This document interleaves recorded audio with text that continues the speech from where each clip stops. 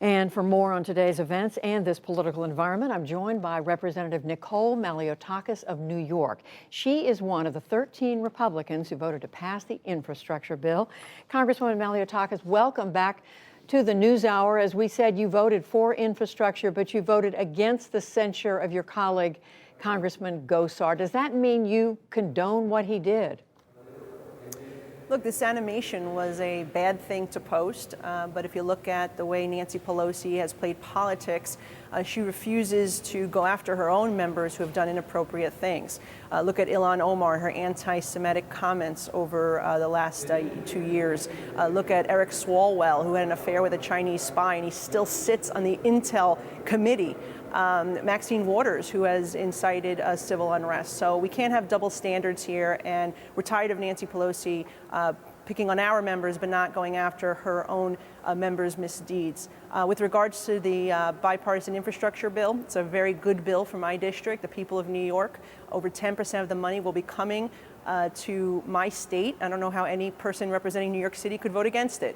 This is so critically important, with half the money, nearly half the money, going to roads, bridges, and highways, and the remaining $550 billion in new spending going to transit systems, ferry systems, coastal resiliency projects like the East Shore Seawall, so critical in my district after Hurricane Sandy devastated my community, and also expanding the capacity of our sewer infrastructure, which is so important. We just saw that after Ida.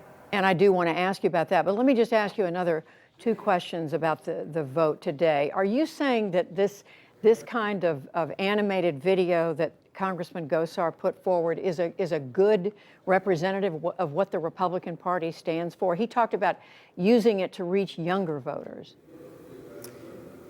Absolutely not. The content of the video was inappropriate, again, but we're tired of Nancy Pelosi playing politics and not going after her own members when they do inappropriate things. I think you should be asking Nancy Pelosi, why is she only picking on Republicans?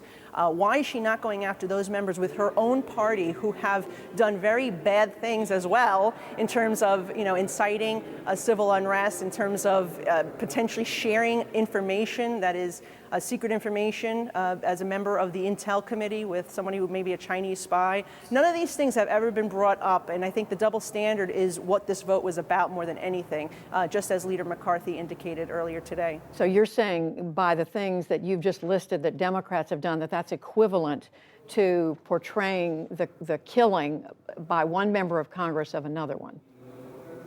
The animation was inappropriate, as I've said. I'm asking because the American people look at this and they wonder what has happened to the ability of Congress to work together. I mean, as Lisa Desjardins was just reporting, there's real concern now that the ability of members of Congress to work together, the vitriol is off the charts.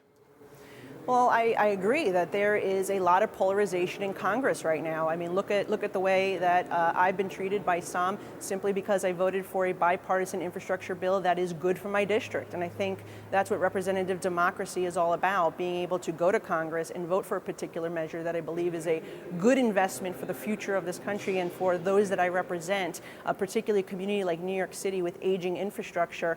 We look for opportunities to work in a bipartisan fashion, certainly. But right now, when you see Democrats trying to move this country in a direction of socialism, that has created a lot of polarization in Congress, and it makes it very difficult to get things done. Let me ask you about your vote for the infrastructure bill, because as you know, and you just mentioned it yourself, a number of those who voted for it on the Republican side have been subjected to very strong language from American voters, and this after former President Trump said that you and others who voted for it should be, quote, ashamed of yourselves. You were in the audience when he said that. What was your reaction? Look, I respect President Trump. As you know, I've supported him, and he also endorsed me. I had a very good conversation with him the day following that dinner, in which we shared our views on this particular bill. I'm happy to still have his support, and we're moving forward united as a party to push back against President Biden's Build Back Better agenda. I'll tell you, most of the angry phone calls that I've gotten from people outside of New York are simply because they believe I voted for a bill that contained the IRS agents doubling to target Americans. They don't want to pay for that extra 87,000 IRS agents. They don't want to pay for amnesty. They don't want to pay for expanding welfare without work requirements or any other social programs. That is why people are extraordinarily upset, and that is why the Republican Party is united. And we hope some moderates will be as courageous to join us in standing up against those who want to fundamentally change our country. You said you had a conversation with President Trump, but it was his criticism of your vote and the vote of other Republicans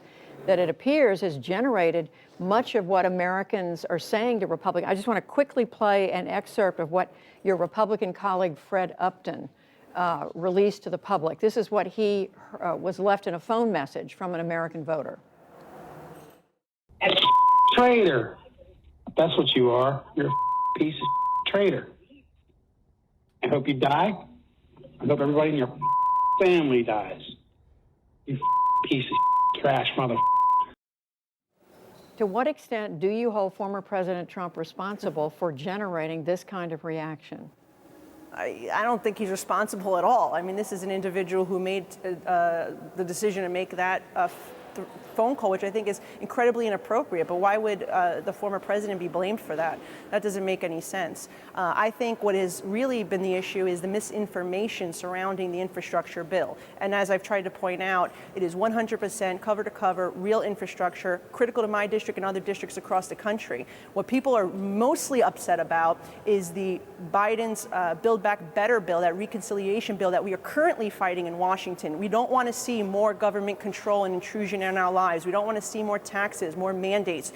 We don't want to see the doubling of IRS agents to go after, look into every bank transaction that you and your family make. We don't want to see illegal immigrants getting benefits that American citizens aren't currently getting. This is exactly why American people are so upset, and I think that it certainly is inappropriate that people are calling elected officials, making those types of comments. Well, look, I've gotten my own share of very disturbing phone calls as well from people outside of my district.